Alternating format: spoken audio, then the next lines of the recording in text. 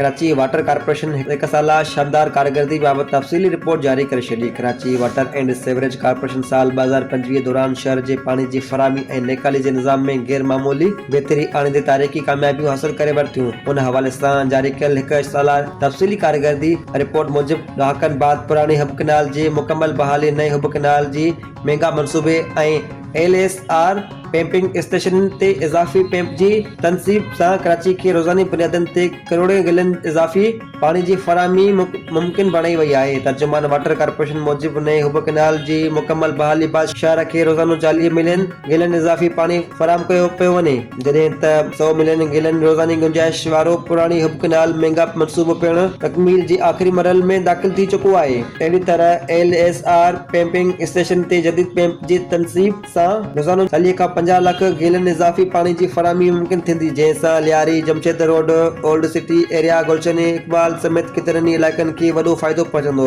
निकाली जे निज़ाम जी बहितरी लाइ जदीद सेक्शन ऐं टेडिंग मशीनुनि जी तइदाद में निमाया इज़ाफ़ो कयो वियो आहे, जॾहिं त शहरियुनि जी जान ऐं माल जी तहफ़्फ़ुज़ खे नज़र में रखंदे शहर भर में 80,000 नवां मेन होल्स कोर लॻाया विया आहिनि। हारून-आबाद में 25 सेक्शन मशीनुनि लाइ नओं पार्किंग ज़ोन क़ाइमु कयो पियो वञे, जॾहिं त मलीर में ॿिए मरहले जी पार्किंग ज़ोन जी रताबंदी पिणु जारी आहे। तर्जुमान मूजिब कारसाज़, सखी हसन साइट ऐं हारून-आबाद में जदीद कस्टमर सर्विस सेंटर क़ाइमु कया पिया वञनि, जिन मां हारून-आबाद वारो सेंटर मुकमल थी चुको आहे। उन खां अलावा जदीद कंप्लेंट मैनेजमेंट सेंटर पिणु क़ाइमु कयो वियो आहे, जिते गुज़िरियल हिकु साल दौरान कुल 29,099 शिकायतूं वसूल थियूं, जिन मां 24,256 शिकायतुनि जो बर वक़्ति इज़ालो कयो वियो, जेको इदारे जी कारकर्दगी जो वाज़िह सबूत आहे।